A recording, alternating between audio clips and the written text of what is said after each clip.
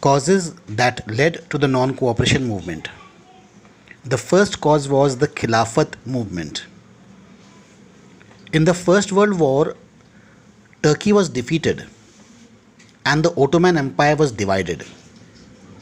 The Sultan of Turkey, who was the Caliph and was regarded as the religious head of all the Muslims over the world, was deprived of all authority.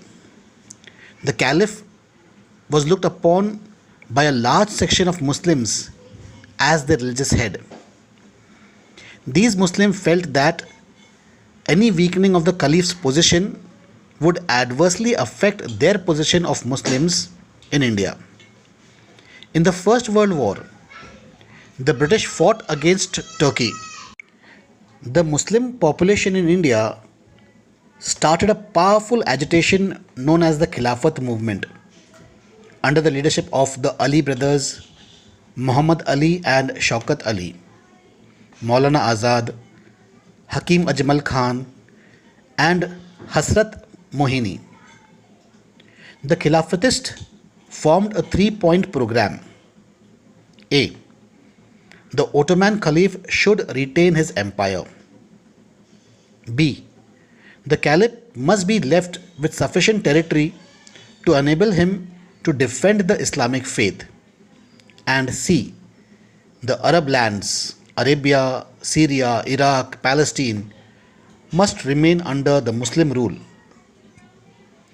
The Khilafat Day was observed on October 17, 1919 on all India scale. Gandhiji saw in the Khilafat movement an opportunity for uniting Hindus and Muslims. He said that the Congress plea for Hindu-Muslim unity would be an empty phrase if the Hindus hold aloof from the Muslims when their vital interests are at stakes. Mahatma Gandhi was elected as president of the All India Khilafat Conference in November 1919. He advised the Khilafat Committee to adopt a policy of non-cooperation with the government. By August 31st, 1920, the Khilafat non-cooperation movement started. People resigned from government services, shops selling foreign goods were picketed, students boycotted schools and colleges, and hartals and demonstrations were held. By the end of 1920, the Khilafat movement and the Congress's non-cooperation movement merged into one nationwide movement. In 1921, the Khilafat Committee appealed to all the Muslims not to join the police and the armed forces and not to pay taxes. This enraged the government.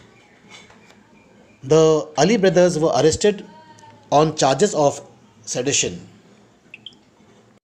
So the three major causes that led to the non-cooperation movement was the Khilafat movement, then it was the Rowlatt Act, and the Jallianwala Bagh tragedy.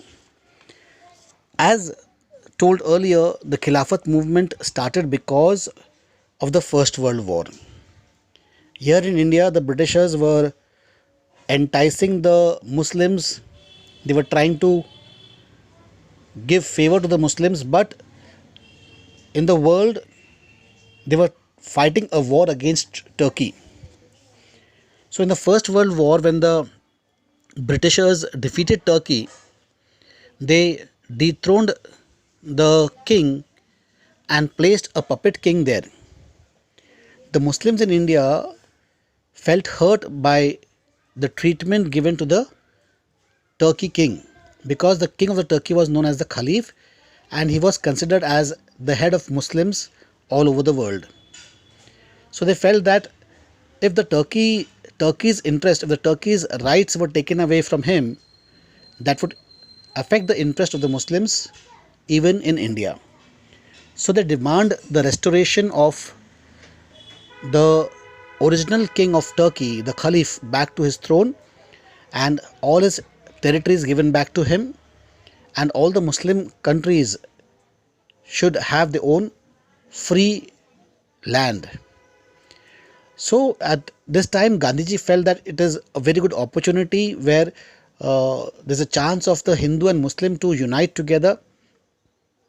So he told the Congress people that if they want the Muslims to join in the non-cooperation movement, they must support the Muslims in the Khilafat movement. The Ali brothers, Shaukat Ali and Muhammad Ali, they had launched the non-cooperation movement, the Khilafat movement, and they approached Gandhiji. Gandhiji accepted the proposal. He was made the chairman of the committee, Khilafat committee, and by August 31, the Khilafat and the non-cooperation movement started together. Then the Rowlatt Act. So on receiving the report from the sedition committee headed by Justice Rowlatt, two bills were introduced in the Central Legislature in February 1919. The purpose of the bill was to curb the growing upsurge in the country in spite of opposition from the Indians. The Rowlatt Act was passed in March 1919. The act authorized the government to imprison any person without trial and convict him in a court. So the Rowlatt Act was passed in order that the national feelings, the feeling of anti-British should be controlled, should be brought under control. So they passed an act terming it as an act of sedition, Deshdroh Gaddar, to anybody who tried to bring down the British crown in any manner, in any way, like holding rallies, talking against the British, printing anything against the British. And if the British had any suspicion, if they suspected anyone that they are talking against the British crown, that person was arrested. So the Rowlatt Act implied arrest of a person without any warrant. There would be an in-camera trial. That means the trial would be in seclusion in a closed courtroom. Restriction on the movement of individuals. They were not allowed to move freely. Suspension of the right of habeas corpus. You know what is habeas corpus? When somebody is taken into prison and he is not brought to court, somebody on behalf of that person can approach the court. But even this was restricted. So the act came like a sudden blow to the Indians who were expecting self-governance. Because they had helped the Britishers in the First World War, they thought that the British would give them self-government, but in fact the British were tightening their noose over the Indians. Gandhiji appealed to the Viceroy to withhold his consent to such measures. However, his appeal was ignored. So he started Satyagraha and challenged the government. And the third reason was the Jallianwala Bagh tragedy. So what happened at Jallianwala Bagh? A large but a peaceful crowd had gathered at the Jallianwala Maidan in Amritsar on April 13, 1919. This was to protest against the arrest of leaders like Dr. Saifuddin Kachlu, Dr. Satyapal.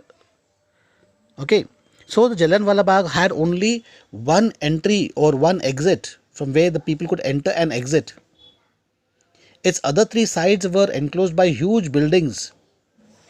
Generally, people here assembled for peaceful occasions, but today it was Baisakhi, so people from the villages had also come over here and they were not aware of the curfew that was imposed by General Dyer. So General Dyer came here with his military, he's the military commander. He came to the Maidan at Amritsar and surrounded the Bagh with his soldiers after closing the exit with his troops, and he ordered them to shoot at the crowd. The troops kept on firing till their ammunition was exhausted. About 1,000 innocent demonstrators were killed and as many were wounded. The conscience of the nation was shaken at the massacre of innocent people. So after the massacre, the British government made a half-hearted attempt at constitutional reforms. They tried to pacify the Indians by bringing in some changes, but this also made it clear that it had no intention of parting with political power or sharing the power with Indians. The British government also refused to take back the Royal Act and make any changes for the atrocities in what was done in Punjab. So these were the three reasons that Gandhiji decided to launch the non-cooperation movement.